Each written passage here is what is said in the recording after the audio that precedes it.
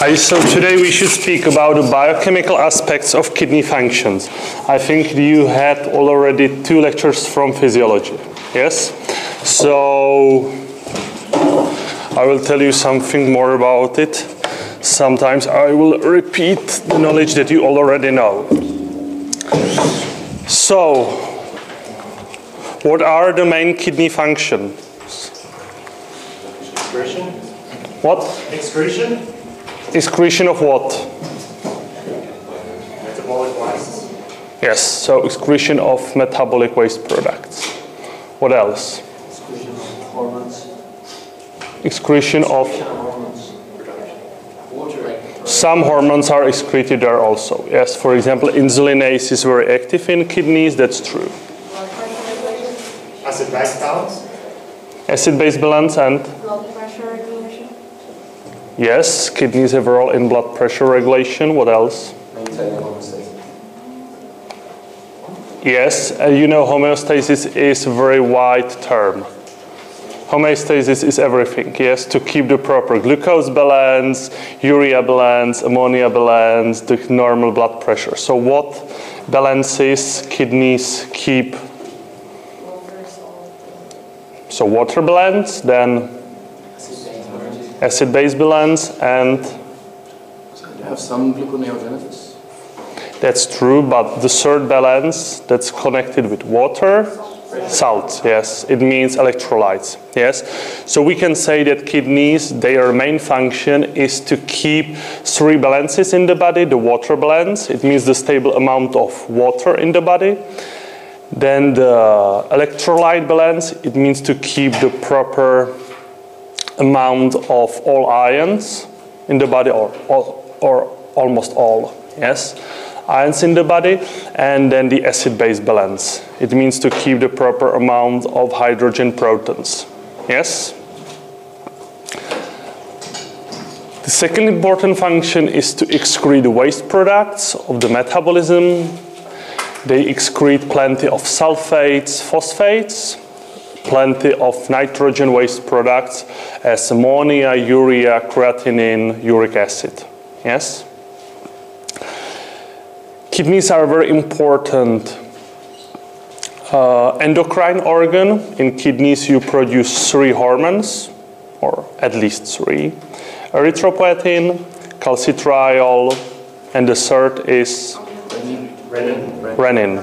Yes, angiotensin is the part of the renin-angiotensin-aldosterone system, but in kidneys you produce renin.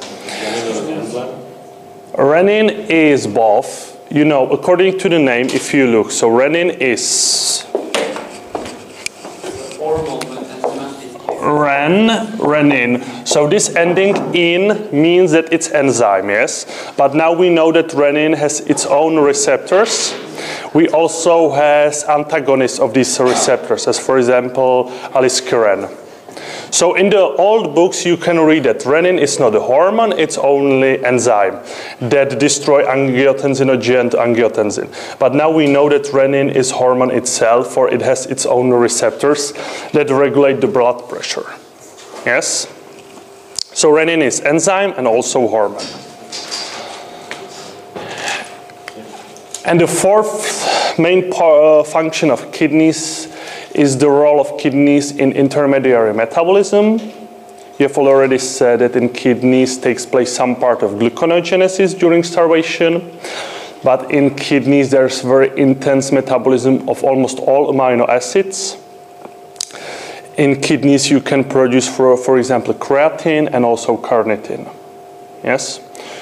So there are 4 main functions of kidneys to keep the 3 balances: water balance, electrolyte balance, acid-base balance, then to excrete waste products, to produce hormones, and the last function is its role in biosynthesis. And if everything it works, then we have this nice orchestra. How many nephrons we have in kidneys? 1 million. 1 million. So you see that here we have only lack of them. To do these 4 functions, kidneys have some functional units. Yes, we have 3 main functional units in kidneys. The first functional unit is renal corpuscle. that consist of the glomerular capillaries and of Bowman's capsule. This is the place of glomerular filtration. Then we have renal tubules. In tubules we have two processes, tubular resorption and tubular secretion. And then we have the interstitial cells. Interstitial cells have two main roles. First role, they produce, for example, erythropoietin, and calcitriol is produced there. And the other function is to regulate other cells in kidneys. Yes? So the interstitial cells can regulate the function of tubular cells. Yes? So these three functional units, and they have different functions. Yes? The renal corpuscle, then the tubules, and then the interstitial cells. Also called mesangial cells. Mesangial cells are specialized cells of the interstitial.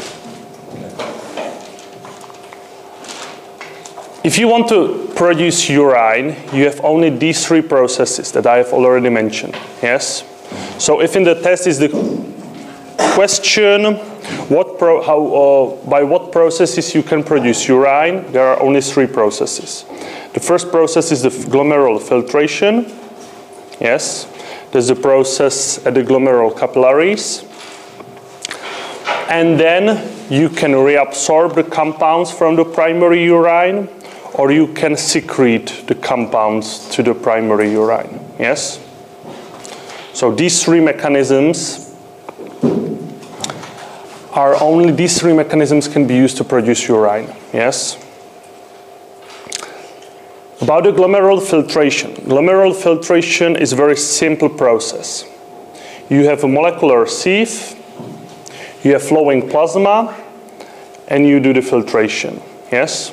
So to do this process, you need to have blood pressure and then the molecular sieve. So without proper blood pressure, you cannot produce urine. Yes? And without the proper molecular sieve, you will produce improper urine with bad composition. This sieve is quite simple. It consists of three parts. The first part is the part of the capillaries. Yes? Endothelial cells of capillaries produce the first part of the sieve. The second part is the basal membrane. Yes? You know that the normal basal membrane consists of collagen type 4, then glycosaminoglycans, and of some glycoproteins. Yes? So it's the normal basal membrane, as you know from the first grade. And the third part of this glomerular membrane is our podocytes. The podocytes are special cells of Bowman's capsule, and these cells they are processes that we call pedicles. Yes? So the third part are pedicles of podocytes. What do you think is the most important part of the molecular sieve? Yes, and why?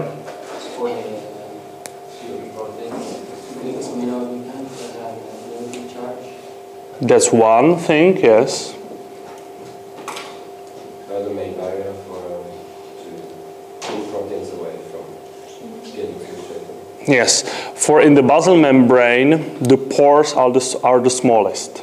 Yes, and they have also the negative charge. So this is the place where the pores are smallest. Yes, here in the capillary endothelium, the pores are, I think, about 100 micrometers, and here are 100 times smaller.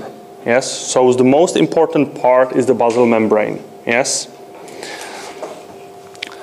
And what you have mentioned, there are the glucosaminoglycans that are important. For glucosaminoglycans have negative charge, so they can repel compounds with negative charge. And for example, our plasma proteins have negative charge. Yes. Under physiological blood pH, all our blood proteins are anions. If you have basal membrane with negative charge of proteins, they cannot cross the membrane, the proteins. Yes? So through the glomerular membrane can pass only compounds that have molecular weight lower than 5,000 and without significant charge. Yes? One protein is precisely at the border. Yes, that's albumin. Albumin has molecular weight approximately this. And it does not cross through the membrane only for there is the negative charge. If you lose the negative charge, albumin will go to urine. Yes? This state we call albuminuria. You have albumin in urine, and it's the first sign of almost all kidney problems. Yes? When you want to do the urine examination, the basic urine examination consists of the measurement of proteins in urine.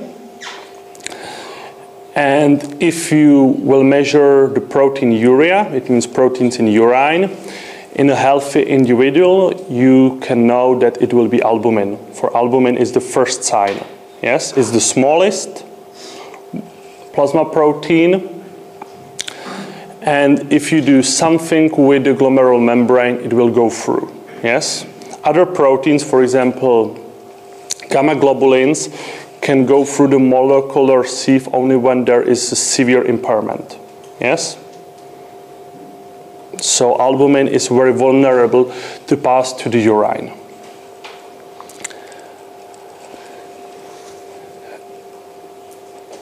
Every day we produce about 160 to 180 liters of primary urine. Yes, primary urine is the product of the glomerular filtration. In some books you have this value expressed in different values. Somewhere you will read 160 to 180 liters. In other books you will read 2 milliliters per second. And in the others, 120 milliliters per minute. Yes? I'm afraid that you have to remember all values. Yes?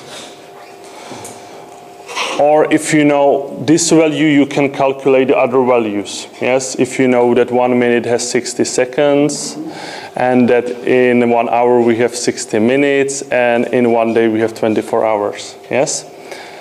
Then you can calculate it. For you as a doctor, it's most important this value, 2 milliliters per second. For this value, or the classification of kidney impairment is done by this value. Yes? Normal glomerular filtration is 1.2 milliliters per second to 2 milliliters per second. If you have lower value than 1.2 milliliters per second, the patient has the kidney failure type 1 or kidney impairment type 1. Yes? And if the patient has lower than 0.3, it's the most severe kidney impairment.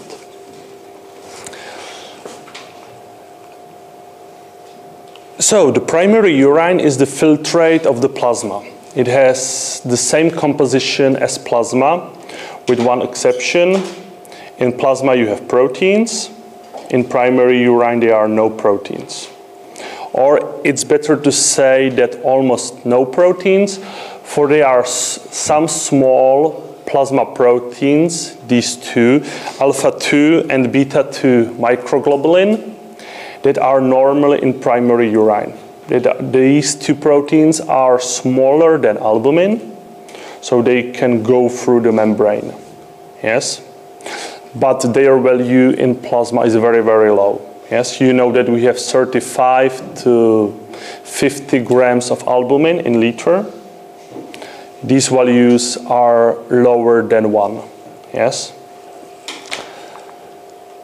These proteins, all of them are resorbed in tubules. Yes? So normally we excrete only very, very small amount of proteins. Yes?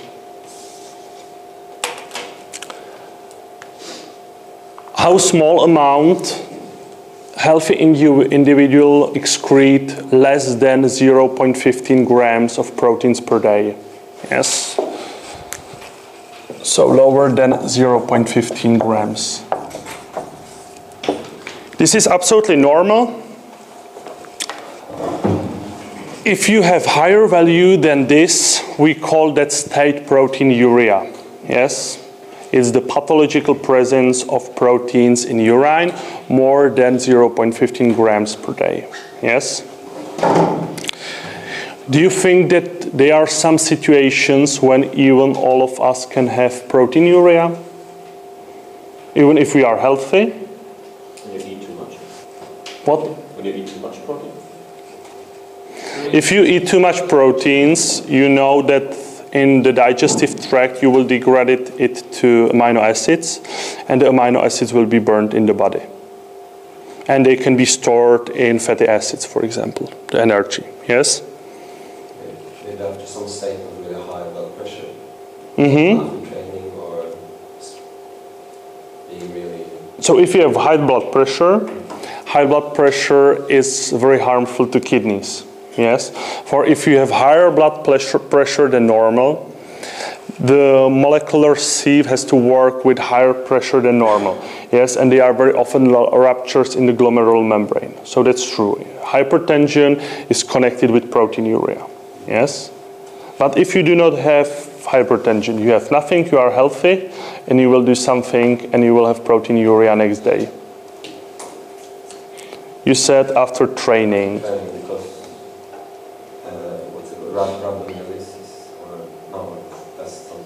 That can be also. It's true that it's after sport activity. Yes, for example, marathon runners that they have proteinuria in 100 cases. Yes, there are 3 causes for it. The first cause is this: they have normal kidneys, but they have some extra renal causes for proteinuria.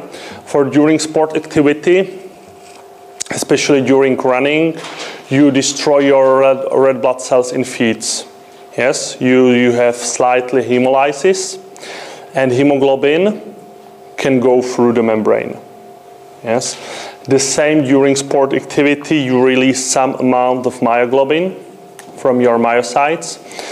Myoglobin is 4 times smaller than hemoglobin, so if hemoglobin can cross, myoglobin can also cross. So these 2 causes why marathon runners have proteinuria, and the last cause is, during running, you do small damage to kidneys also. Yes. So after running, the glomerular membrane does not work properly. Yes, or in general the kidneys. You can have also slight hematuria, small presence of erythrocytes after running. Yes. So when you want to measure the urine, the proteins in the urine, you have to say to the patient to do no sport activity at least 1 or 2 days before. Yes. For after sport activity, you can have proteins even if there is no problem. Yes. And the basic examination cannot distinguish between myoglobin and hemoglobin. Yet it only measures the proteins in urine. But if you have problem, the majority of proteinurias is connected with a glomerular impairment. Yes. We have 2 basic types of proteinuria. One we call non-selective proteinuria. The second is selective proteinuria. The selective proteinuria is quite simple. Everything is correct, only you lose the charge. Yes, there is a loss of charge. So the proteins that are at the border, they are small, but they have negative charge. Now they can go through. Yes. So the synonymous for selective proteinuria is albuminuria. Yes. How do you lose the charge? We do not know how. This disease is very typical for especially small children that are younger than 10 years old. They are normal, healthy, and in one day they can excrete 20 grams of albumin from nothing. Yes, everything is correct. And now, we do not know why, the glomerular membranes lose their charge and they begin to have edema, for they lose albumin. And they can lose 20 grams of albumin per day. Very often after 3 or 4 weeks, everything is correct. Yes, so you have to overcome this period of 3 or 4 weeks. Yes, we do not know absolutely why. Yes, there are some theories that some viruses can do this. Other theories said that some waste products from or some pollutants from the environment, but we do not know. Is the symptoms called something? What? Is the symptom called something? It's called something, but how? Now, when I yesterday had a lecture with 2 students, I also tried to remember, but I forget to look at it. I will look at it during the break. It's in pathology, it's written. I will look at it during the break. Yes. This you cannot find in adults. Yes. In adults, you will find this. There is some impairment of the glomerular membrane due to some mechanical problem. That's, for example, the hypertension, or you have there some inflammation, yes, of the glomerular membrane. So you destroy the structure of the glomerular membrane. It means all proteins can go through. And if the impairment is more severe, also our cells can go through. Thrombocytes you cannot see, but erythrocytes you can see. Yes? So then we have hematuria. Yes, proteinuria connected with hematuria. That's typical for non-selective proteinuria. That is very often connected with hematuria. So that was the glomerular filtration. Very simple process. You need blood pressure and you need to have the molecular sieve with negative charge. Yes? And 20% of plasma is filtered to the tubules, and we call it primary urine. Now the primary urine enters tubules. Tubular cells are very, very sophisticated laboratory. Yes? They can analyze the urine. They also can analyze the composition of the plasma. And according to this, they can resorb some compounds or they can secrete some compounds.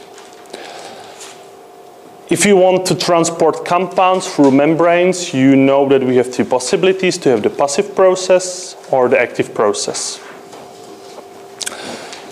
And we need to transport glucose, amino acids, ions, so compounds that have charge or they are polar. So you need to have active transport. So tubular cells have plenty of transporters that need ATP. It means they have huge energy demands and they have plenty of mitochondria. Yes? So tubular cells are the cells that consumes the majority of energy in the kidneys. And not only the cells itself can analyze the urine, also there are plenty of hormones that can regulate how the tubular cells works. Yes? The key hormones are aldosterone, that keep the balance of sodium and potassium.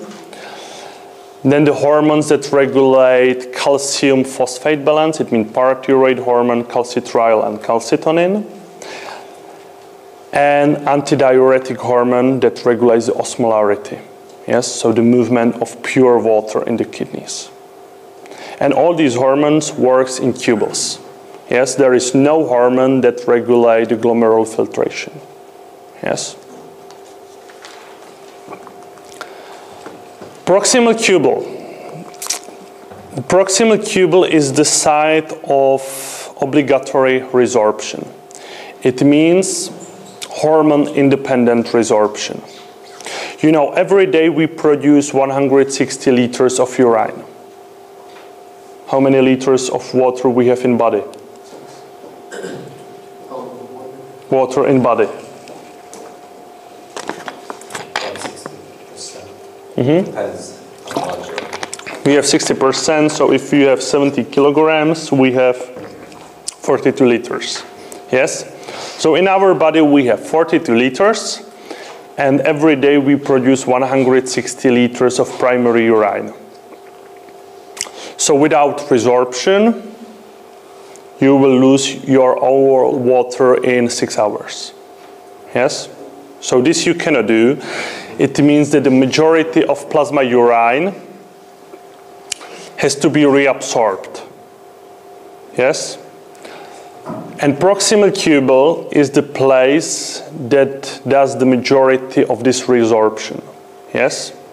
So in glomerular filtration you produce 160 liters of primary urine, and 70% of that you will reabsorb in the first tubule, in the proximal tubule.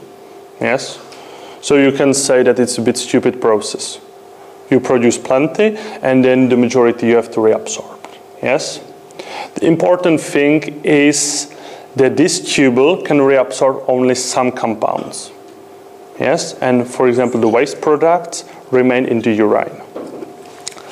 So in the proximal tubule, without any hormone, you reabsorb 70% of water, majority of all ions, of sodium, potassium, bicarbonates, calcium, phosphates. Yes? All glucose, all amino acids, all proteins are reabsorbed there. Yes? What about fatty acids? Are they also reabsorbed in proximal tubule? Why not? And why? Because they usually bound to proteins. To what? To albumin. Yes? So if albumin is not in primary urine, fatty acids also not. Yes? Some small amount of fatty acids, of course, is there. Yes, especially those with short charge, with short chain, and they are also reabsorbed there in proximal tubule. What is important for you to know is that these three compounds, it means glucose and other sugars, amino acids and proteins, are all resorbed with secondary active process. These transporters you already know from digestive tract. So glucose is reabsorbed by what? By what transporter? Sodium glucose. Yes. Sodium glucose transporter number 2 here. In small intestine it was number 1. For amino acids we have 6 different transporters according to the character of the side chain of the amino acid, and the same transporters are in kidneys and in small intestine, absolutely the same. Yes? Proteins are resorbed by pinocytosis. Yes?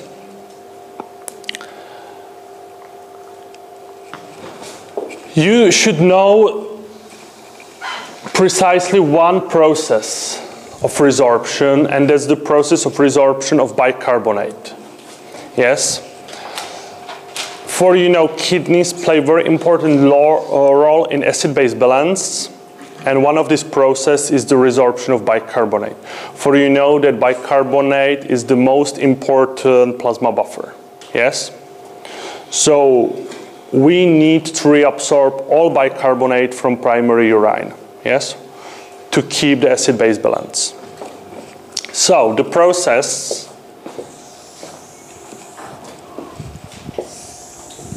is quite simple.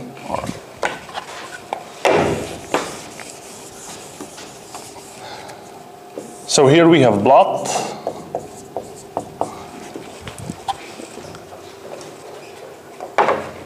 Here we have proximal tubule cell, and here we have urine. And what we want is to reabsorb bicarbonate from urine to the plasma.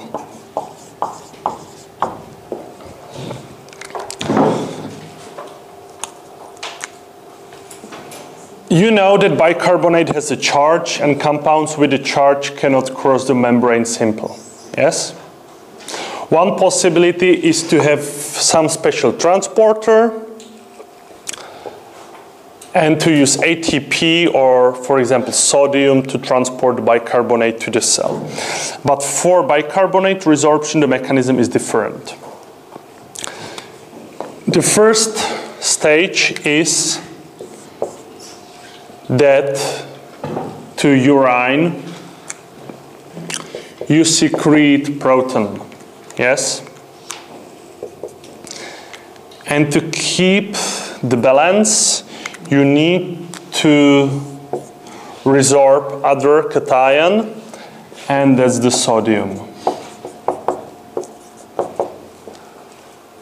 So the first step is secretion of protons and resorption of sodium. This transporter is called NaH exchanger or NaH transporter. And it's localized only in the proximal tubule. Yes? It's a typical secondary active transport. For this sodium has to be then transported outside the cell by the NAK ATPase. So now you have in the urine bicarbonate plus hydrogen proton. These two compounds can combine together and they can produce, how's called this acid? Carbonic acid. And this carbonic acid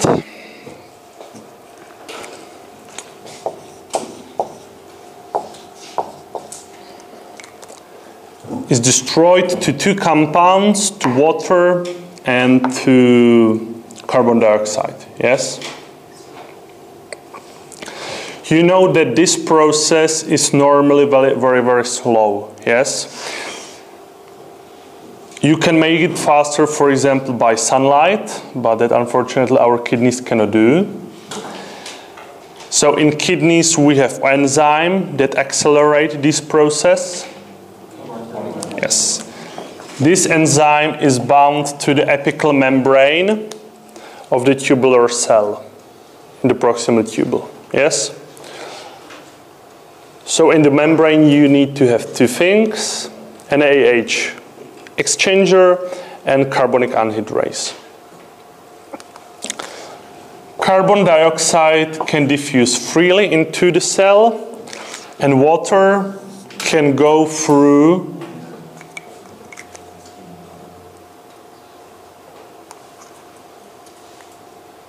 How can water move through membranes? It can follow ions. Can follow ions. Follow the sodium ion. Passively. It can go passively if you have there some channel for water. And channels for water in membrane are called aquaporines. Yes? So carbon dioxide moves to the cell by passive diffusion, water by facilitated diffusion by aquaporines. Yes? And in the tubular cell, you do the reverse process. So you let combine carbon dioxide plus water. You produce carbonic acid. Carbonic acid dissociate to hydrogen proton and bicarbonate. So here you close the cycle, yes? You secrete proton and at the end you gain the proton, yes? And then this bicarbonate at the basolateral membrane. You transport to the blood plasma. And to keep the balance, you have to transport some other anion from plasma to the cell of proximal tubule. What anion you will transport? Chloride. Chloride, and this transporter is called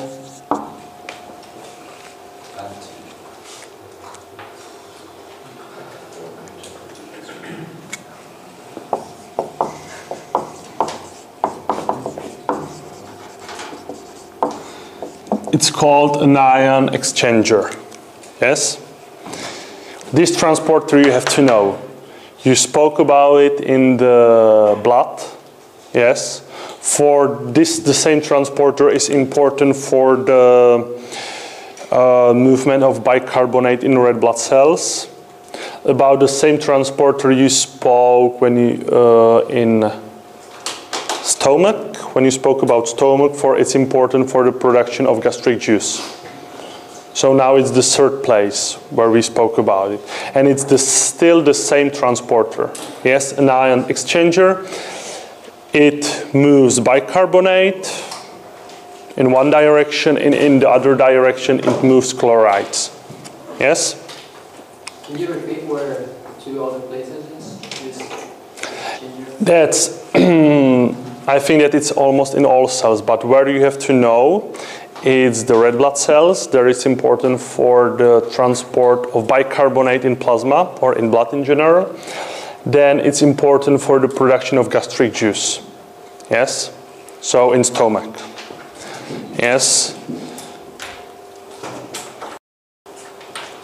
And the fourth place is pancreas, for the pancreatic juice, yes? The processes in pancreas and stomach are opposite, yes? In stomach, you want to secrete this. In pancreas, you want to secrete the bicarbonate, yes?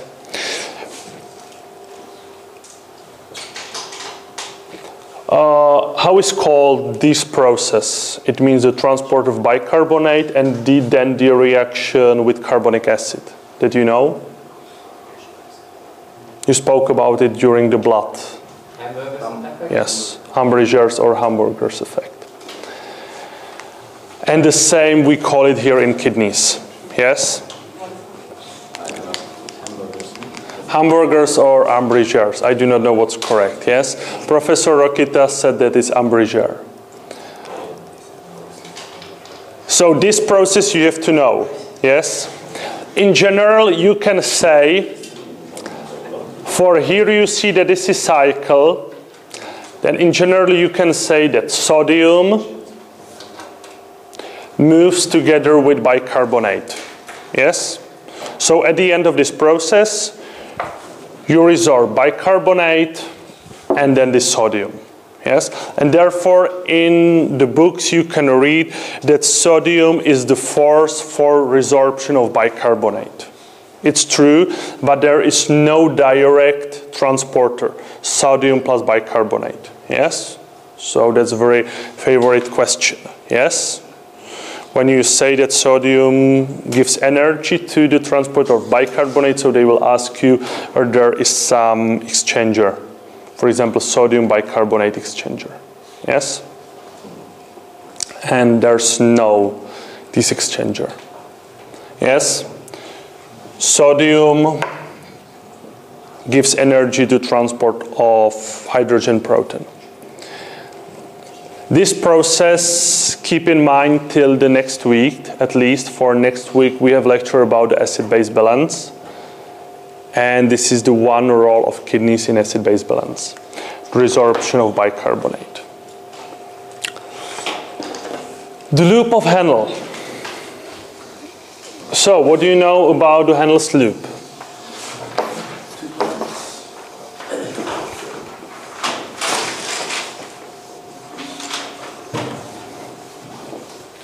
Responsible for concentrating the urine.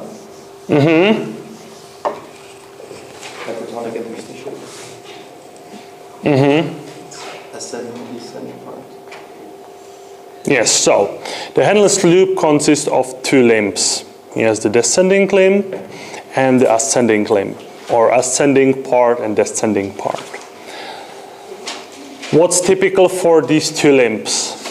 One is for water resorption, the Mm-hmm. other is for ion resorption. Yes, so the descending limb is permeable to Water. water and urea also. And the ascending limb is permeable to the ions. Or it's better to say that in the ascending limb we have transporters for ions. Yes? In the ascending limb we have this cotransporter. Yes? So unspecific transporter for sodium, potassium and chlorides. That's in the ascending limb. Yes? In the descending limb you have aquaporines, so the water can go through. Yes?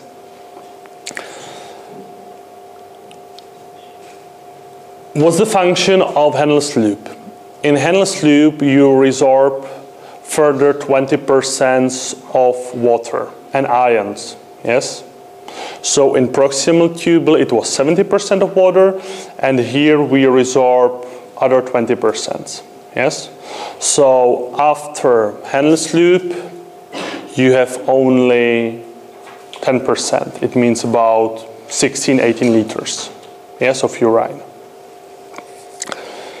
That's one important function. This function is done by this, that you have their ion transporter and the possibility how to transport water.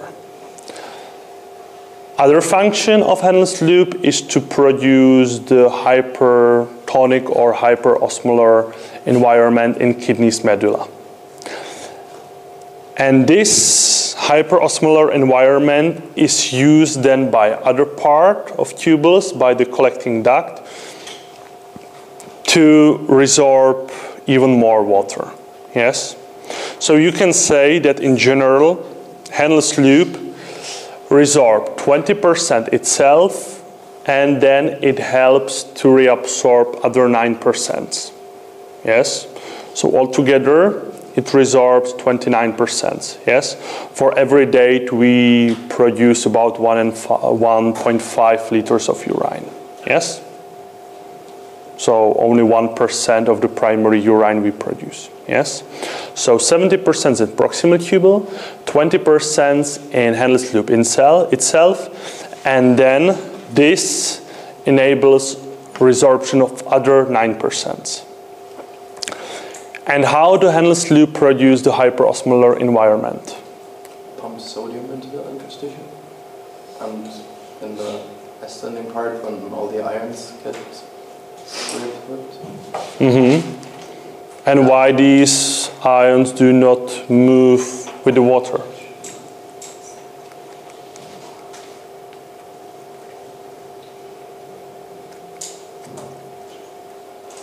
For the water can go only when there are the ions. Yes? So what's the principle of the countercurrent multiplication system? You have urea, I think, that's secreted in the collecting duct into the interstitium of the middle. That's true. There is also some role of the urea. But itself, if you look, do you spoke about it in physiology or not? For yesterday, the Czech student said me that not. That they skip it. We spoke a little bit about it. I think Yes. that the urea was the main reason for the... Urea is one reason. The other reason is the proper arrangement of the countercurrent system. For, if you know, if this is handle loop, so the water goes this way, and the urine, yes? And how moves the blood? In opposite direction. Yes, in the opposite direction.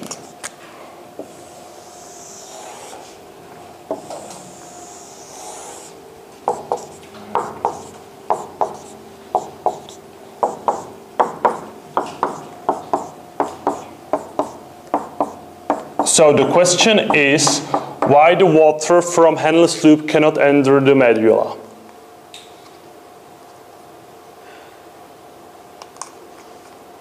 For it's true that the Henle's loop is able to reabsorb plenty of water, 20% of water. Hydrostatic pressure. Mm-mm. When the osmolarity it decreases in the one part, it increases in the other part. So Where can water cross the membrane, the Henle's loop? in the descending part. Only here. The osmolarity increases. Yes, only here it can cross. And the blood flow goes up, out the medulla. And therefore the water can never go to the medulla, to the top of the Henle's loop. And the ions can be transported only here. So it means that here you have high osmolarity, for the ions move from the ascending limb to the blood. The ions then move without water. Yes? For here the water you cannot resorb. The ions have to move through the medulla. At the top you have the highest concentration of ions. For on all these parts you resorb ions. So here we have the osmolarity 1,400 or 1,200. And then the water you resorb here. Yes? So that's the principle why the water cannot go to the medulla itself. Yes? So this is one principle of the countercurrent system. The other role about you spoke is the urea. Yes? But this is one important mechanism. Yes? And I think that the physiologists want you to draw this. Yes? So just, all right, water is moving mainly due to the changes in the osmolarity through the development. Yes, for here, if you look, here you transport the ions, but without water. So the osmolarity here is very high. The lower in medulla you go, the higher osmolarity you gain, for more ions you transport there. So here we have very high osmolarity. And now you have aquaporines, and the water can go in the blood. So here we have osmolarity 300, here we have 1,400. So the water will go inside. Yes? But this water cannot go here. And also cannot move here. Yes? So that's the principle of this countercurrent system. And this high osmolarity can be then used in the collecting duct. For if the collecting duct has also aquaporines itself, the water can move here in the medulla. Yes? So that's the countercurrent system. So the first part of the countercurrent system is the proper arrangement of the Henle's loop together with blood vessel. They have different direction of the flow. And then is there the movement of urea.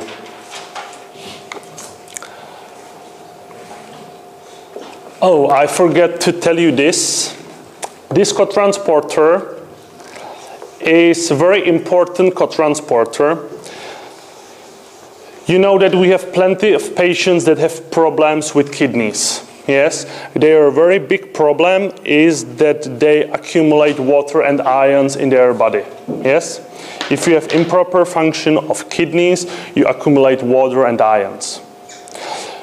To these patients, you need to give some drugs that increase the production of urine. Yes, these drugs we call diuretics. And the most common diuretics that we use in medicine are the loop diuretics. It means the diuretics that affect the function of Henle's loop. And one representative that you should know is furosemide. furosemide is widely used, yes, in all countries. It's very cheap and very effective drug, yes. It's used to increase the diuresis to stop the accumulation of water. We give it not only to patients with kidney impairment, but also with the patients with heart failure, yes.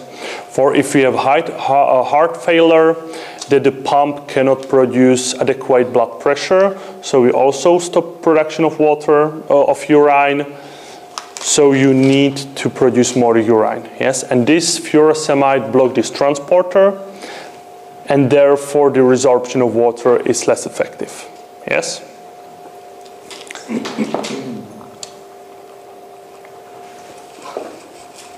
So after Henle's loop, we have distal tubule. Distal tubule, in one word, is the place of action of many hormones, yes? Distal tubule is the place of regulation, yes? Aldosterone acts there. Parathyroid hormone, calcitriol, acts there. The same antidiuretic hormone can do its action not only in collecting duct, but also in the distal tubule, yes? So when proximal tubule was site of obligatory resorption, distal tubule is the place of regulated resorption or secretion.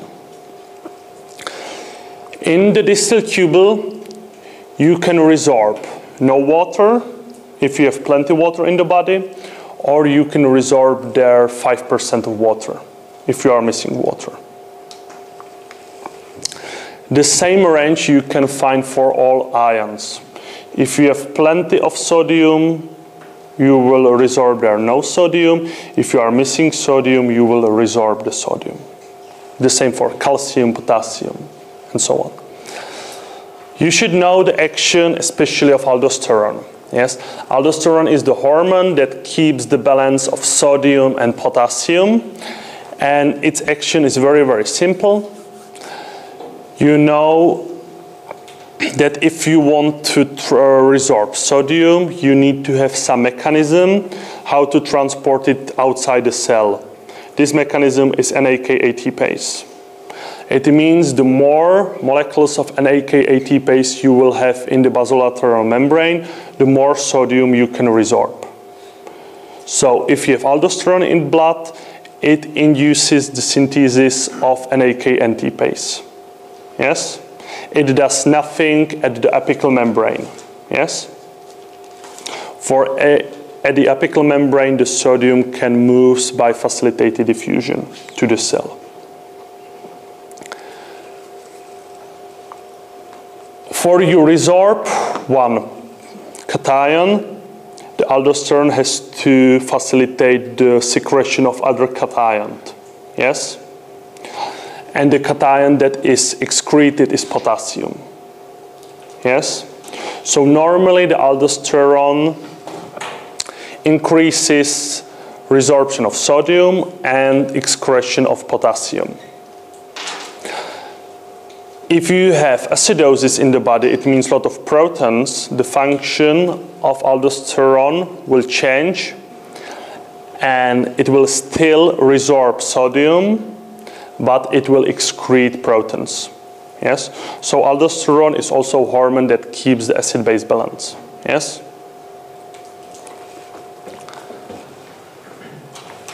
And the last part of tubules is collecting duct or collecting tubule. Collecting tubule is the place that determines the total urine volume and total osmolarity, or the final urine volume and final osmolarity. In the collecting tubule, you can move only water. So no ions, yes, no glucose, nothing else, only water. Under normal conditions, cells of collecting tubule are impermeable to water. But there is one hormone, antidiuretic hormone, the synonymous is vasopressin, is the hormone that enables water to move through the cells. The mechanism is very simple.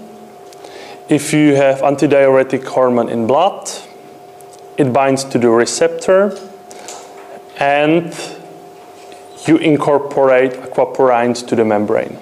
Aquaporine type 2. Yes?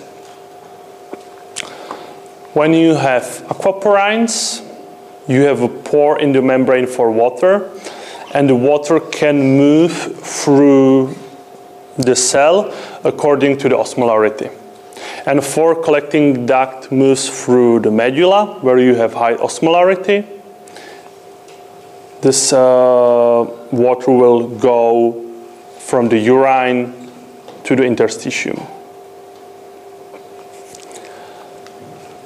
So antidiuretic hormone does only one thing, and incorporates aquaporines to the membrane.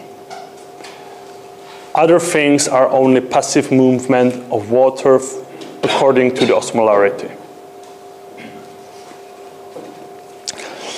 And this is the only place where you separate the transport of ions and water. Yes, this is important. All other places in kidneys, in all other places you transport ions and water. Only here you can transport the pure water. It means you can change the osmolarity. Yes, so antidiuretic hormone is the hormone that keeps the body osmolarity. So do you have questions to this? If no questions, we will have a break. Yes?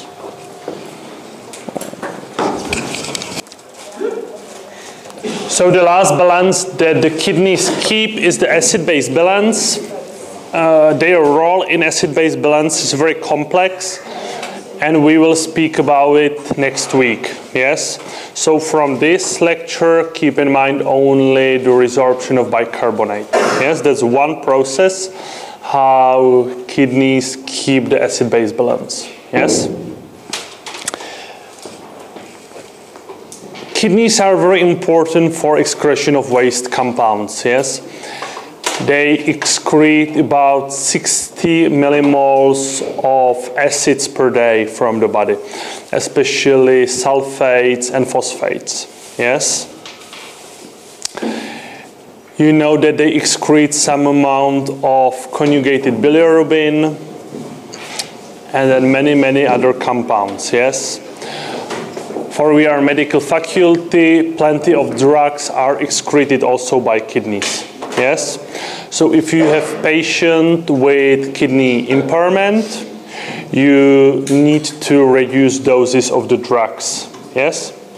If you give the same dose to the patient with kidney impairment as to the normal patient, you will develop accumulation of that drug in the patient. Yes?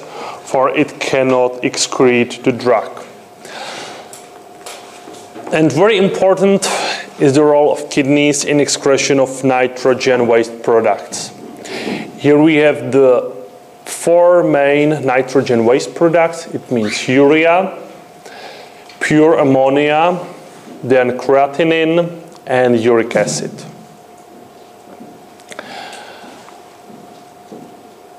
To ammonia, you know that we have 2 possibilities how to excrete ammonia from the body. The first possibility is to incorporate ammonia to urea or to excrete ammonia itself. Yes?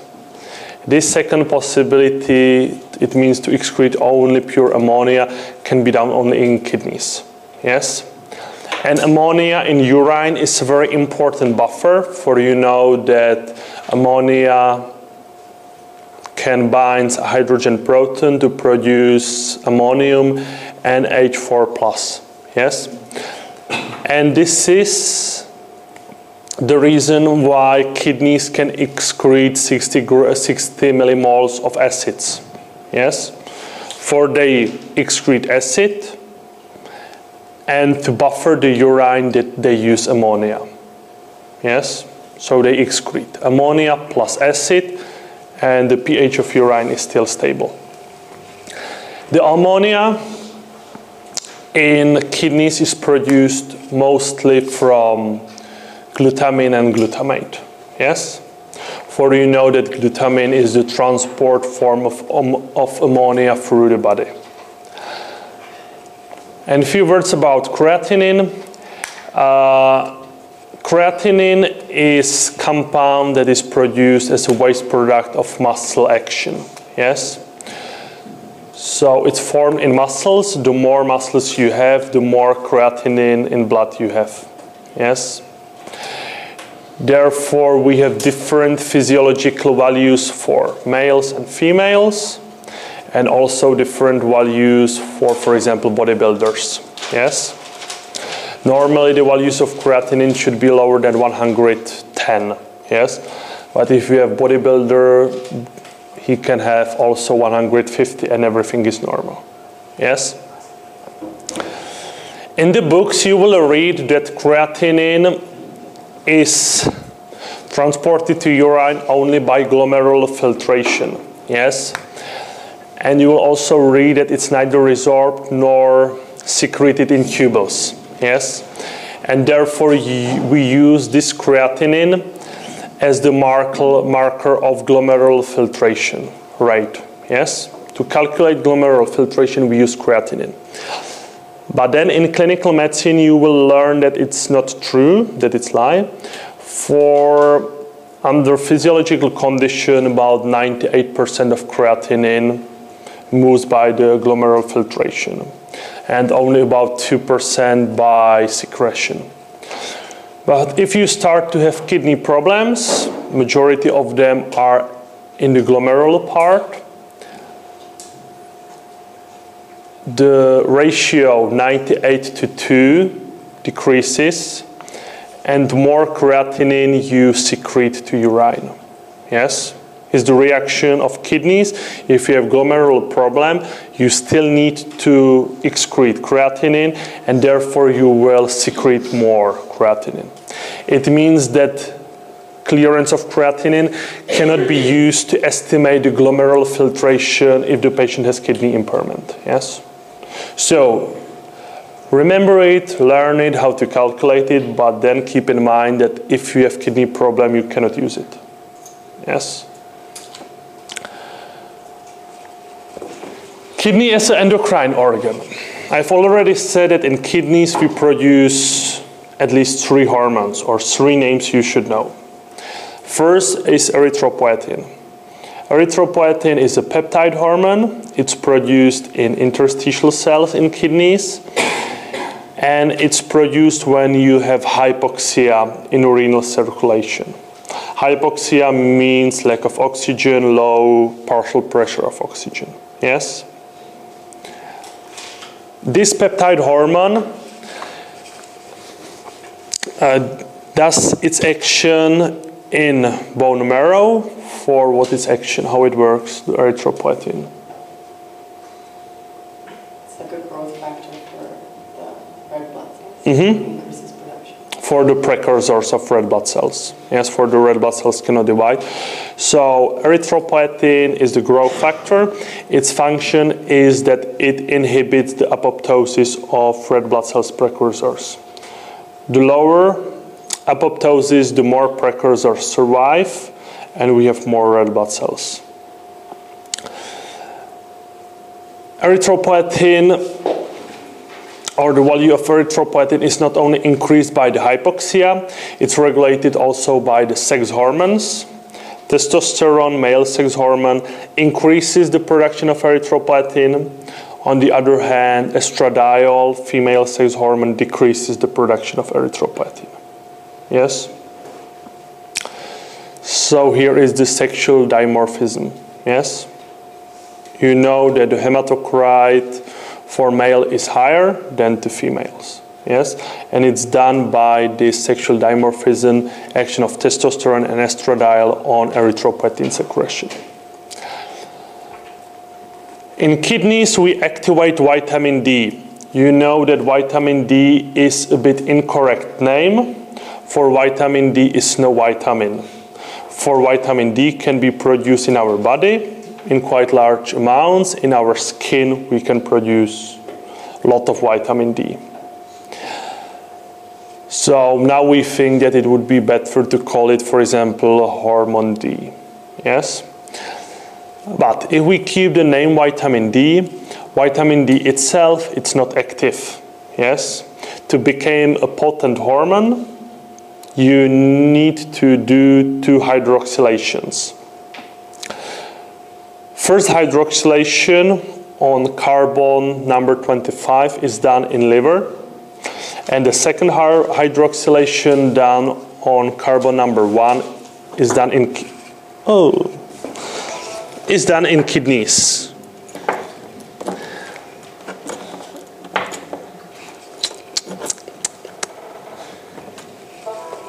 Is done in kidneys. If you do these 2 hydroxylations, you gain the potent hormone that's called calcitriol. The chemical name is 1,25-dihydroxycholecalciferol. Yes? Where are the 2 other hydroxylations? The first hydroxylation, the 25, takes place in liver, first on the first carbon in kidneys. And then this calcitriol can regulate the function of kidneys, resorption of potassium and phosphates in kidneys, in distal tubule. And then the third hormone, you know, in kidneys, for we have said at the beginning that kidneys can regulate the hemodynamics, blood pressure and other things. It means that the kidneys are able to produce many vasoactive compounds. It means compounds that can regulate the blood pressure, the action of heart. There are 2 main systems that regulate it.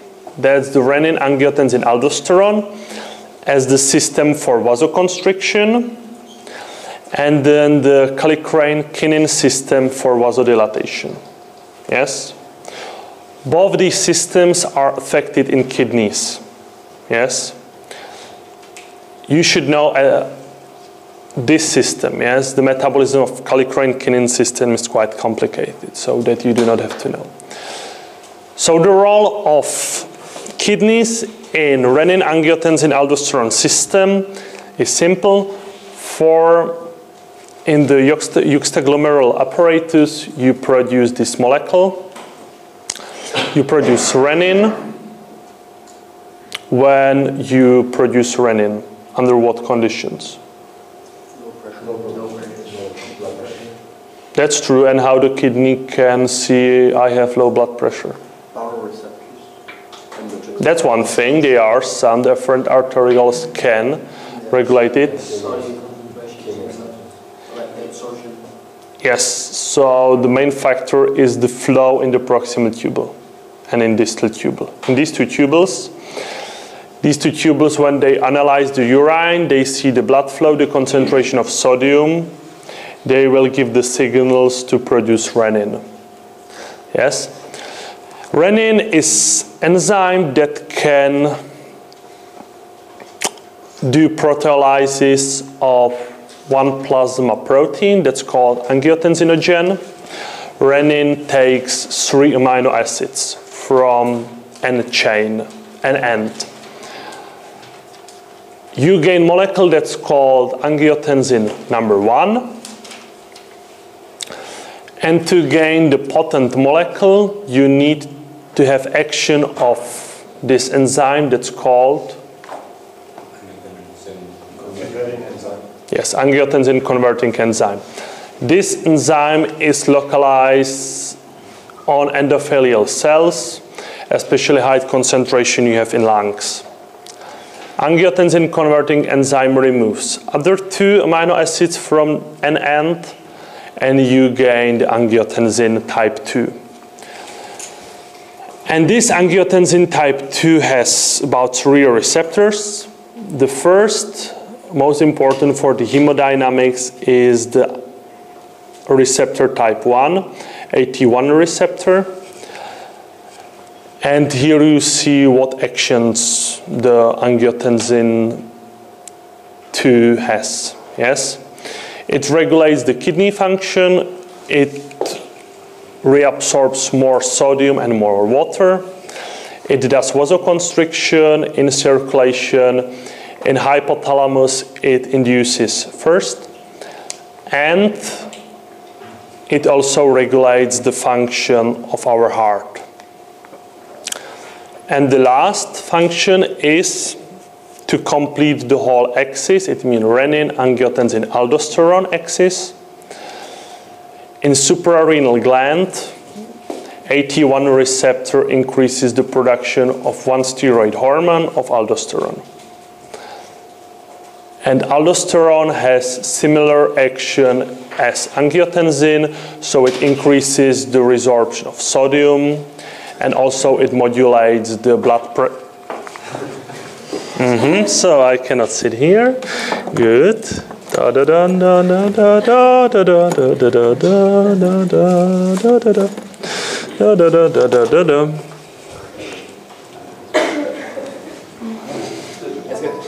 It's good. And what's missing on this scheme is that renin itself has its receptors, renin receptors. They were discovered, I think, in year 2007, something like that. Now we have antagonists of these receptors, as for example aliskiren, and they are now used in medicine also. Yes, but they are quite expensive, so therefore we use other ways how to inhibit this axis. Yes, but in next 5 years they will be cheaper, so you can use also the aliskiren. So if you have in the test that renin is hormone, it's true, and also that renin is enzyme. Both are true, yes? But it's true that in the books you can read that renin is only enzyme, for they have old knowledge. And the last is the role of kidneys in intermediary metabolism. You saw that in many places in kidneys you need energy, yes? You know that in kidneys we have two types of circulation. One that's called functional circulation, that's important for the urine production. And then we have the other type of circulation that's important for nutrition, yes? You know, kidneys consume a lot of energy, yes? And they eat almost everything. Yes?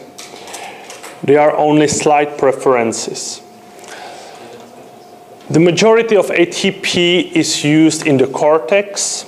The cortical cells have plenty of oxygen, so they can use everything. They can use fatty acids, amino acids, lactate, glucose. Yes? The cells in medulla have one problem. For in the medulla you have lower concentration of oxygen. They have slight hypoxia there. So if you are cell in medulla, what nutrient you will choose?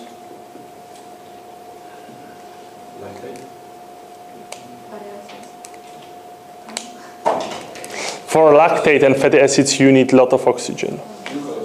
You take glucose, yes? For the first ATP from glucose, you do not need oxygen. From fatty acid, you cannot release any ATP without oxygen. Yes? The same for pyruvate. Yes, for pyruvate, you release only 1 GTP in Krebs cycle. Yes? So the slight preference is that the cortical cells can use almost everything, but they prefer fatty acids and lactate during starvation ketone bodies, and cells in medulla, they prefer glucose. Yes, for they are missing the oxygen. Kidneys play important role in gluconeogenesis. You know that about 10 to 15% of all glucose in during starvation is produced in kidneys. Yes, if you have kidney impairment together with starvation, the patients can develop hypoglycemia. Yes. Of course, that liver problems are more severe causes of hypoglycemia, but only kidney problems can do it also during starvation. And then in kidneys, we have very, very intense metabolism of amino acids. Yes, almost all amino acids are somehow changed or can be somehow changed in kidneys. Yes, but if we should choose one amino acid with the most intense metabolism in kidneys, that's the glutamine.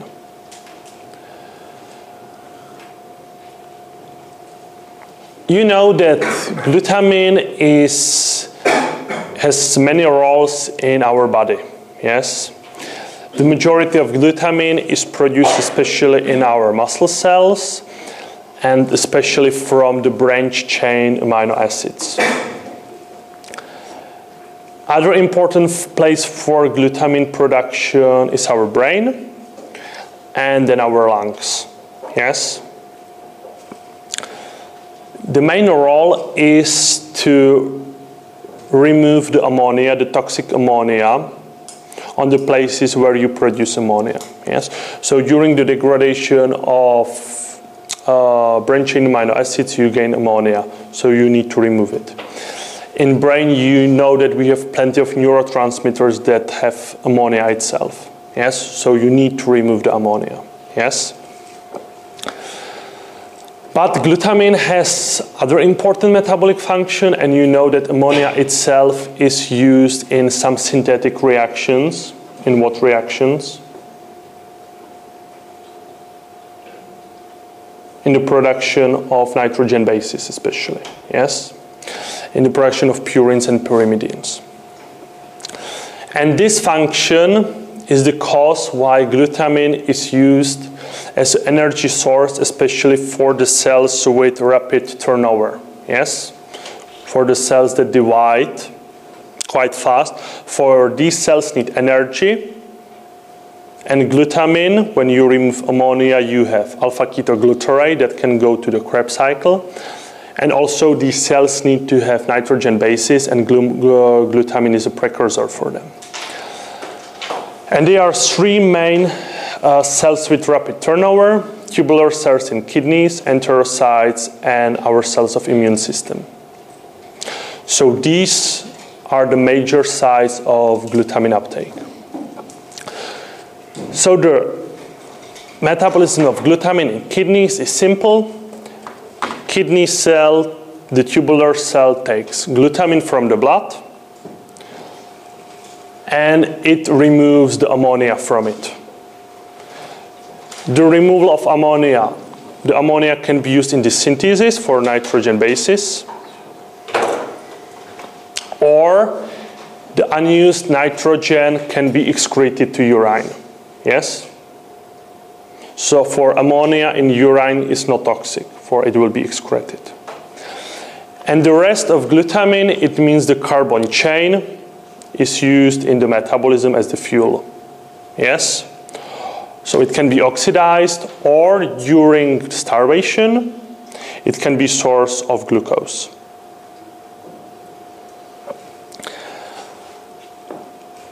So one role is fuel. It can be used as a donor of nitrogen to nitrogen bases, and the rest can be excreted to urine. Yes? If you have alkalosis in the body, it means you have a lot of bases. You don't want to produce the ammonia that's other base. So if you have alkalosis, you take this ammonia and you build it in alanine, and alanine then moves to the liver to produce urea. Yes?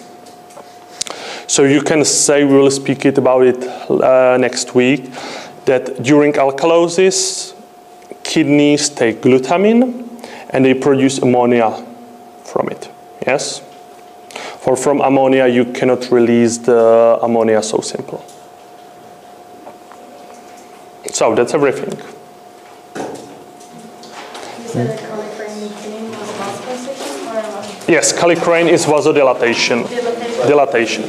Before we end, you know, next week you have practical training from biochemistry about urine examination. So what you have to do?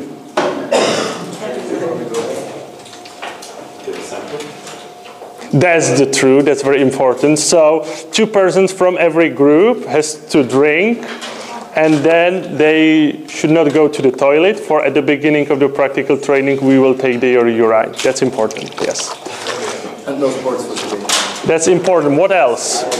You should take the lab coat. Very effective is sometimes also calculator. Then the blank paper. And then the last thing is to read it in advance. Yes, so in Vyuka you have notes what you should know.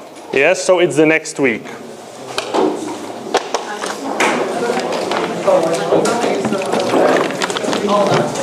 The presentation you have in Vyuka, yes, I put it there this morning.